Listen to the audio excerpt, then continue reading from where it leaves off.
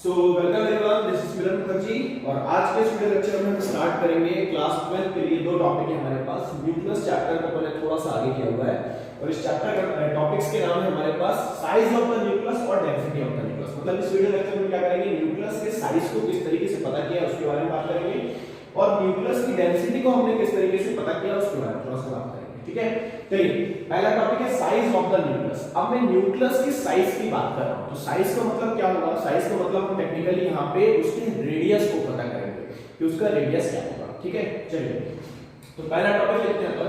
पहला टॉपिक है हमारे पास साइज ऑफ द न्यूक्लियस।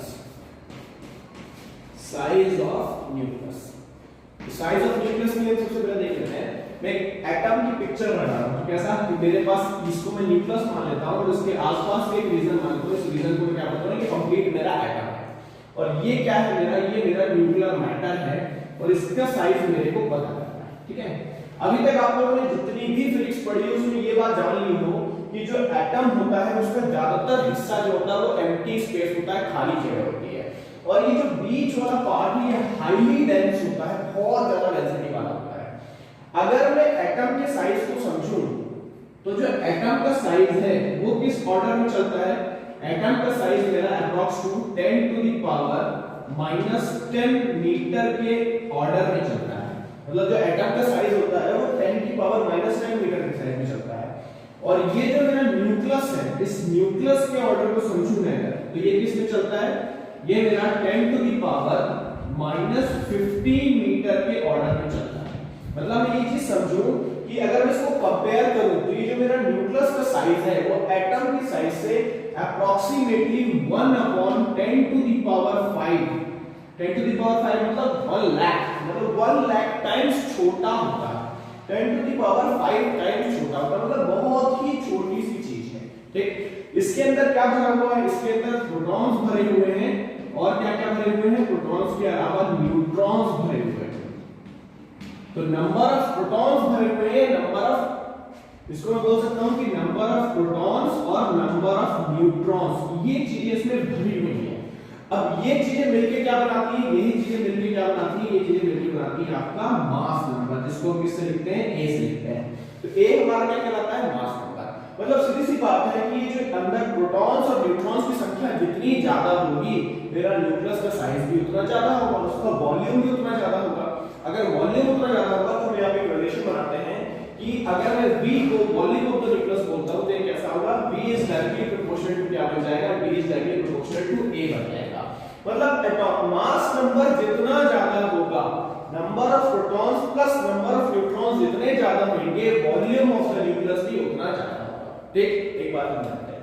चलिए अभी हम थ्योरेटिकल कंसीडरेशन में ये मान के चल रहे हैं कि जो मेरा न्यूक्लियस है वो एक स्फेरिकल बॉडी है, गोल सी चीज है, बट प्रैक्टिकली एकदम गोल नहीं होता है, वो थोड़ा सा उसका अनइवन स्ट्रक्चर होता है। लेकिन हम अपनी क्या करते हैं, थ्योरेटिकल कंसीडरेशन में ये मान के चल रहे हैं कि अभी न्यूक्लियस मेरा गोल स्फेरिकल बॉडी है। ठीक है, तो उस हिसाब से क्या होगा? उस हिसाब से जो वॉल्यूम बनेगा मेरा, वो वॉल्यूम क्या बनेगा मेरे पास? वॉल्यूम बन जाएगा 4/3 पाई आर क्यूब, जो कि आप जानते हो वॉल्यूम ऑफ द स्फीयर होता है हमारे पास। ठीक, और ये r क्या है? r मेरा रेडियस ऑफ द स्फीयर बन गया। मतलब इसका अगर मैं रेडियस पता करने की बात करूं, अगर मैं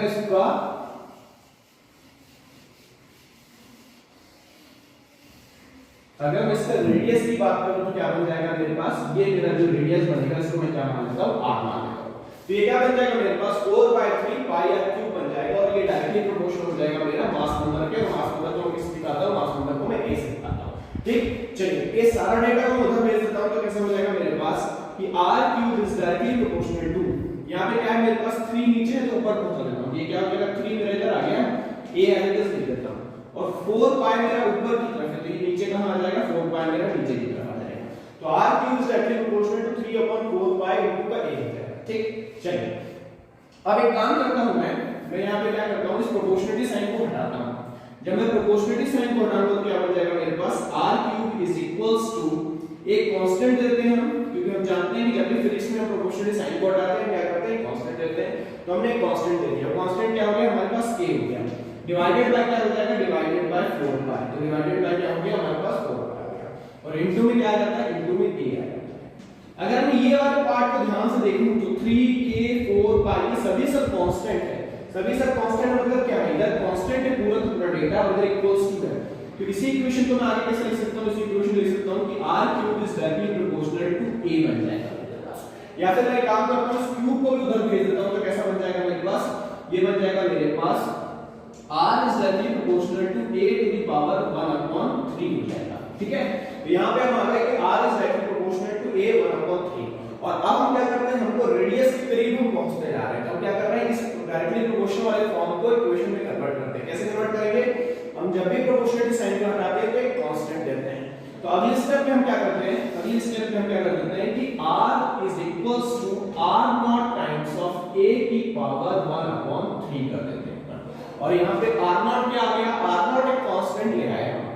r0 एक कांस्टेंट है जिसकी एक्सपेरिमेंटली जो वैल्यू आई है वो वैल्यू क्या आई है, r0 की वैल्यू हमारे पास 1.2 फेम्टोमीटर आई है। फेम्टोमीटर क्या होता है, फेम्टोमीटर आप लोग जानते हो, फेम्टो का मतलब होता है 10 की पावर -15।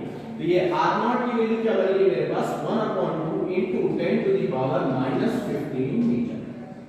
ठीक, तो यहां से हमारे पास क्या रहता है, यहां पे हमारे पास r0 की वैल्यू रहती है। तो जो मेरा रेडियस है, जो रेडियस ऑफ न्यूक्लाई है उसका फार्मूला क्या बनके तैयार हो जाता है, उसका फार्मूला बन जाता है मेरे पास 1/2 10 to the power -15। और जो भी मेरा मास नंबर होगा, मास नंबर मतलब number of proton plus number of neutrons जो भी होंगे, उस मास नंबर का होल पावर क्या हो जाएगा 1/3। तो इस इक्वेशन से क्या हो जाता है, इस इक्वेशन से रेडियस ऑफ न्यूक्लाई मेरा बनके तैयार हो जाता है। ठीक है, यहां पे आप देख सकते हो कि रेडियस ऑफ न्यूक्लाई किस ऑर्डर में आ रहा है, -15 के ऑर्डर में आ रहा है। लेट अस सपोज दैट मैं बहुत हेवी एलिमेंट भी ले रहा हूं, बहुत बड़ा वाला एलिमेंट भी ले रहा हूं, लेट अस सपोज उसका मास नंबर 64 आ रहा है।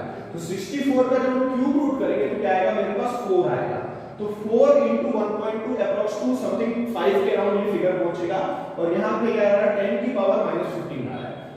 मतलब मैं देख सकता हूं कि अगर मैं न्यूक्लियस की बात कर रहा हूं तो ये जो न्यूक्लियस का रेडियस बनेगा ये हमेशा किस ऑर्डर में बन रहा है, 10 की पावर -15 के ऑर्डर में बन रहा है। इसका डबल करके डायमीटर कर दूंगा तो क्या होगा, इधर जो 4 5 वाला फिगर है वो मेरा 8 9 10 वाला फिगर बन जाएगा। लेकिन ये 10 की पावर -15 का ऑर्डर सेम टू सेम रहेगा, ऑर्डर में कोई भी बदलाव नहीं आएगा। मतलब यहां से इतनी बातें क्लियर हो रही है कि ये जो मेरा न्यूक्लियस नाम की चीज है इसका रेडियस समझूं या डायमीटर समझूं, वो किस ऑर्डर में जाएगा, 10 की पावर -15 के ऑर्डर में जाएगा। ठीक, तो हमारे पास ये फॉर्मूला बनके तैयार हो गया है। इस फॉर्मूले से हम किसी भी न्यूक्लियस का, एटम के अंदर जो न्यूक्लियस है उसका रेडियस मुझे पता करना है, तो मुझे सिर्फ एक चीज चाहिए, वो क्या है, इसका मास नंबर। अगर मेरे को मास नंबर पता है, मैं मास नंबर यहां पे पुट कर दूंगा और रेडियस मेरा बनके तैयार हो जाएगा। ठीक, तो इसको नोट डाउन कर लीजिए। ये टॉपिक हो गया हमारा साइज ऑफ न्यूक्लियस। ठीक है, बोर्ड पर रख करके वापस बोर्ड पे आते हैं और अगला टॉपिक उठाते हैं और इस टॉपिक का नाम होगा हमारा डेंसिटी ऑफ न्यूक्लियस। इसको नोट डाउन कर लीजिए।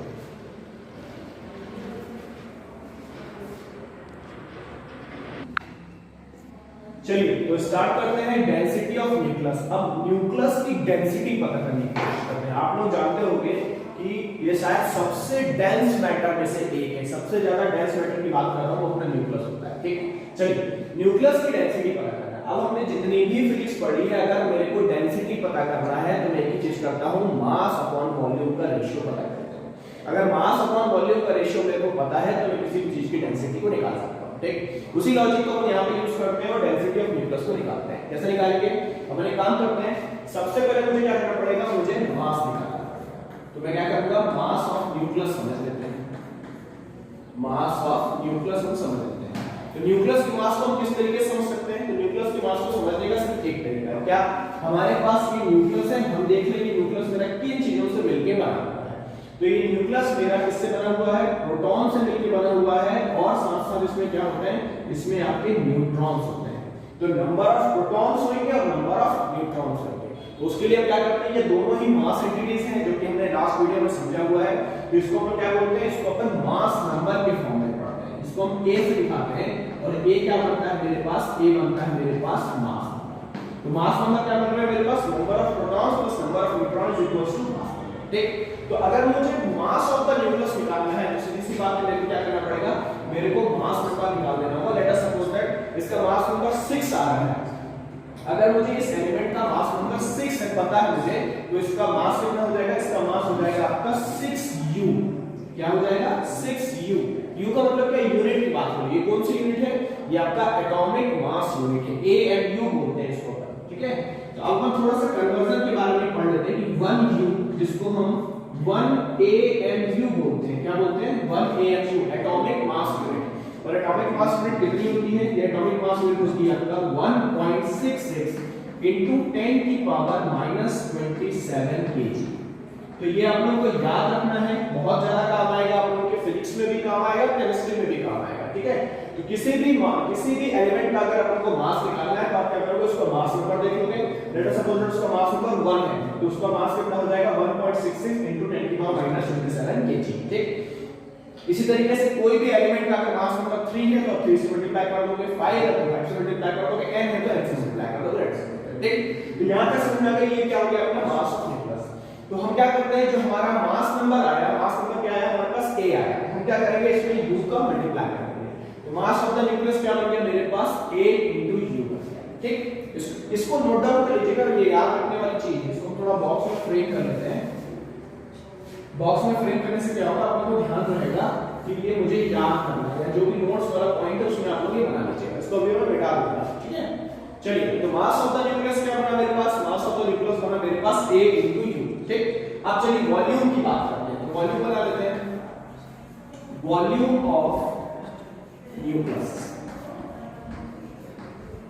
वॉल्यूम ऑफ न्यूक्लियस कैसे बनेगा, वॉल्यूम ऑफ न्यूक्लियस को हम चलिए v बोल देते हैं। तो इसको मैं v बोल दिया, तो v क्या बनता है हमारे पास 4/3 pi r cube। ये हम पहले अभी अपन पढ़ चुके हैं, ठीक है। चलिए अब इसको मैं क्या करता हूं, थोड़ा सा मॉडिफाई करता जाता हूं। कैसा मॉडिफाई करता हूं, 4/3 pi और r हम पहले पढ़ चुके हैं। r क्या आया था हमारे पास, r0 a की पावर 1/3 आया था। तो r की जगह हम क्या पुट कर सकते हैं, r की जगह पुट कर सकते हैं r0 a की पावर 1/3 और इस कंप्लीट का क्या हो जाएगा, होल पावर 3 हो जाएगा, या क्यूब हो जाएगा, ठीक। चलिए इसको सॉल्व करते हैं। अपन इसको सॉल्व करेंगे, क्या हो जाएगा मेरे पास 4/3 pi r0 की पावर 3 बन जाएगा। ये क्या हो जाएगा मेरे पास, r0 की पावर 3 और a की पावर 3 मल्टीप्लाई बाय 1/3, तो क्या हो जाएगा इसका a की पावर 1 हो जाएगा। इसको सिंपली a लिख सकता हूं। तो यहां पे वॉल्यूम मेरा बनके तैयार हो गया, v = 4/3 pi r0 cube into का a, ठीक है। तो मेरे पास मास तैयार है और आपका वॉल्यूम तैयार है। और जब भी हमको डेंसिटी निकालना है तो हम क्या करते हैं, हम मास अपॉन वॉल्यूम का रेशियो बना देते हैं। मैं देख सकता हूं कि इस मास में भी मेरे पास मास नंबर है, a मेरा मास नंबर है, और वॉल्यूम में भी मेरे पास क्या है, यहां पे भी मास नंबर है। मतलब मास नंबर मतलब number of protons plus number of neutrons.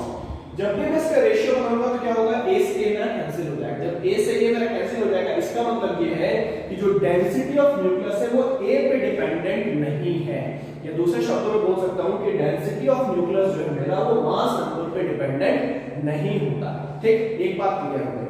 तो अब चाहो तो स्टेटमेंट वाइज देख लेना कि the density of nucleus is independent to the mass number a, सीधी सी बात। चलिए अब हम डेंसिटी बना लेते हैं। यहां पे थोड़ा सा बोर्ड साफ कर लेता हूं।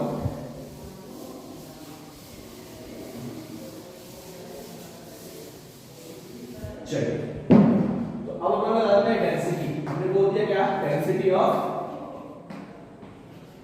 Of nucleus. तो डेंसिटी कैसे बनेगा, मास अपॉन वॉल्यूम। तो मास क्या बन जाएगा, AU divided by this data. तो ये क्या बन जाएगा मेरे पास, AU डिवाइडेड बाय ये डेटा। डेटा क्या आ जाएगा मेरे पास, 4/3 pi r0 to the whole power 3 into का a। ये मेरे पास आ गया। और यहां पे मैं क्या करता हूं, a से a को सीधा कैंसिल कर देता हूं और ये u की वैल्यू हम जानते हैं, u की वैल्यू पुट कर लेते हैं। इस 3 को मैं ऊपर पहुंचा देता हूं। ये क्या बन जाएगा मेरे पास, ये बन जाएगा मेरे पास 3 into u। तो u का डेटा क्या आ जाएगा, 1.66 into 10 की पावर -27 kg। kg आ गया मतलब। चलिए अब क्या करते हैं, यहाँ पे इसको ले लेते हैं 4, फिर ये क्या हो जाएगा 5, उसके बाद क्या हो जाएगा मेरे पास r0 का होल क्यूब। r0 हम जानते हैं, r0 कितना होता है 1.2 फेम्टोमीटर। यहाँ पे लिख देते हैं कि 1.2 फेम्टोमीटर का होल क्यूब। या फेम्टोमीटर में क्या होगा, थोड़ा सा कंफ्यूजन बनेगा, तो हम क्या करते हैं इसको डायरेक्ट एसआई में कन्वर्ट कर देते हैं। और एसआई में कन्वर्ट करने के लिए क्या करते हैं, 1.2 into 10 की पावर -15 मीटर का क्या हो जाएगा, होल क्यूब हो जाएगा, ठीक। तो यहां पे मैं देख सकता हूं मैंने क्या कर दिया, 3 ऊपर पहुंचा दिया, u की वैल्यू 1.66 इन 10 का -27 कर दिया, 4 एस्टेस आ गया, 5 एस्टेस आ गया, r0 क्यूब को मैंने इंटीग्रेट कर दिया, ठीक, चलिए अब इसको जब सॉल्व करेंगे अपन तो कैसे सॉल्व होगा, ये इस तरीके से सॉल्व होगा। 3 into 1.66 into 10 की पावर -27 डिवाइडेड बाय 4, पाई की वैल्यू ले सकते हैं अपन 3.14, फिर क्या होगा 1.2 का क्यूब है हमारे पास, तो क्या हो जाएगा मेरे पास 1.2 into का 1.2 into का 1.2, और यहाँ क्या है 10 की पावर -15 to the whole power cube, मतलब क्या होगा मेरे को 15 में 3 का मल्टीप्लाई करना पड़ेगा, दैट इज 45, तो ये बन जाएगा मेरे पास 10 की पावर -45, ठीक, ये हमारा तैयार है। अब नेक्स्ट स्टेप में हम क्या करते हैं, 10 की पावर -45 को ऊपर ले जाते हैं, या इसको थोड़ा सा भी यहाँ पे भी सॉल्व कर सकते हैं, कैसा, इस 3 इसको मैं 3 से डिवाइड कर दूं, 3 1 जा 3, यहाँ पे चलते हैं क्या हो जाएगा 3 1 जा 3, पॉइंट लग गया 14, मतलब 3 4 जा 12, बचा 2 20, 3 6 जा 18, ये 1.46 हो गया। और काट सकते हैं क्या, हाँ काट सकते हैं, ये भी दिख रहा है मेरे को, इसको 2 से कैंसिल कर देते हैं, ये क्या हो जाएगा मेरे पास 0.8, 8 2 जा 16, फिर ये क्या है 2 3 जा 6, इसको 2 से कैंसिल कर देते हैं, क्या हो जाएगा 0.26 जा 12, ये हो गया मेरे पास। तो मतलब क्या होगा, मैं थोड़ा इसको सिंपलीफाई करते जा रहा हूं।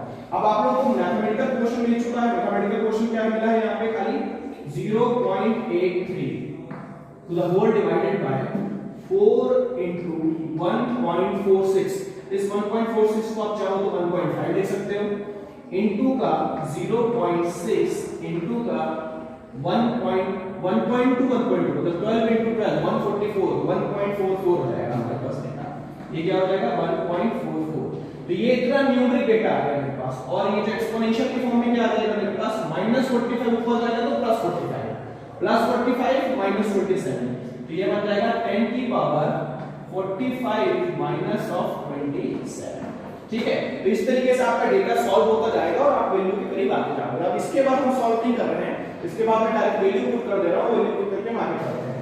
तो जितना हमको याद है कि डेंसिटी ऑफ जो न्यूक्लियस होता है वो आपका 2.29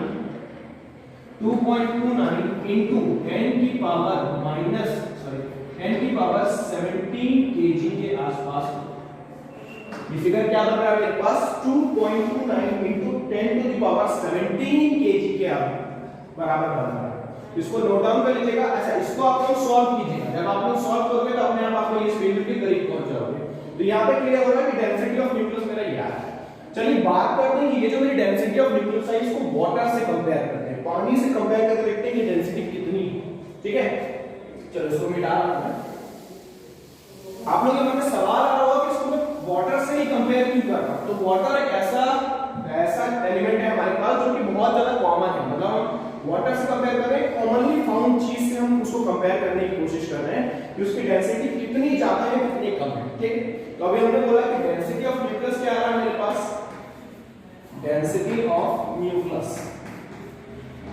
तो डेंसिटी ऑफ न्यूक्लियस क्या आया मेरे पास, ये आया मेरे पास 2.29, इसको मैं 2.3 भी बोल सकता हूं चाहूं तो, 2.29 into 10 to the power 17 kg पर मीटर क्यूब।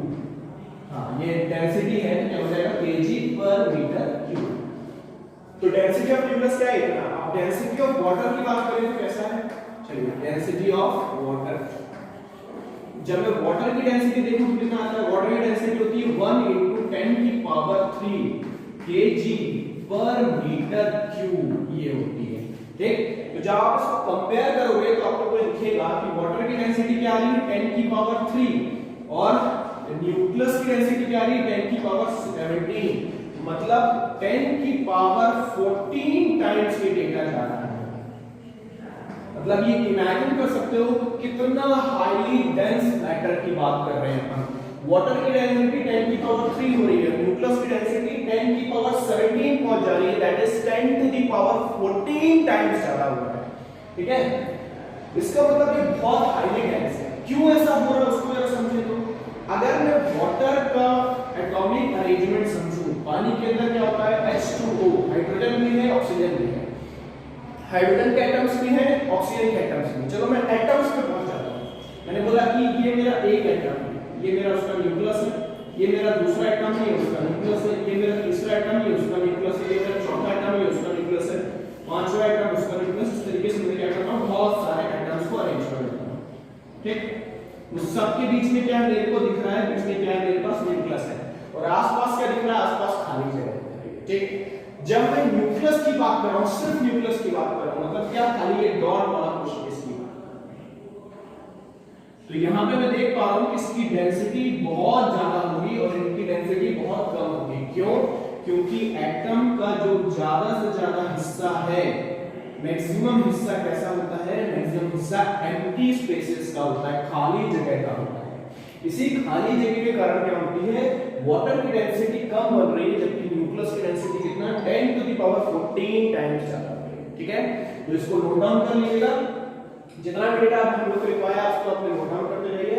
इस वीडियो लेक्चर में हमने क्या पढ़ा, इस वीडियो लेक्चर में सिर्फ हमने किसी भी न्यूक्लियस के रेडियस को किस तरीके से निकालना है उसके बारे में पढ़ा, किसी भी न्यूक्लियस की डेंसिटी कितनी होती है 2.29 into 10 to the power 17 kg/m³ होती है उसको जानो। ठीक है, आने वाले वीडियो में हम क्या करेंगे, आने वाले वीडियो में हम आइंस्टाइन के मास एनर्जी इक्विवेलेंस वाला जो इक्वेशन है B = mc² उसके बारे में थोड़ा सा जानेंगे। ठीक, चलिए यहां पर मैं एक बात और करता हूं कि जो मेरा न्यूक्लियस है, इस न्यूक्लियस के अंदर दो टाइप के एलिमेंट्स हैं, एक मैंने बोला प्रोटॉन्स है मेरे पास और एक मेरे पास न्यूट्रॉन्स है। ठीक है, तो ये जो डेंसिटी है, ये डेंसिटी मेरे मास नंबर पे डिपेंडेंट नहीं है। ये डेंसिटी क्या है, ये डेंसिटी मेरे न्यूक्लियर मैटर की डेंसिटी है। न्यूक्लियर मैटर की मतलब अगर मैं डेंसिटी ऑफ प्रोटॉन बोलूं या डेंसिटी ऑफ न्यूट्रॉन बोलूं तब भी मैं यही डेंसिटी को कंसीडर करूंगा, that is density of nucleus. मतलब डेंसिटी ऑफ न्यूक्लियस बोला जाए, डेंसिटी ऑफ प्रोटॉन बोला जाए, डेंसिटी ऑफ न्यूट्रॉन बोला जाए, सबके समय ये क्या कंसीडर करूंगा 2.29 into 10 to the power 17 kg/m³ consider करूंगा। Okay, so thank you so much, मिलते हैं अगले वीडियो में, बाय बाय।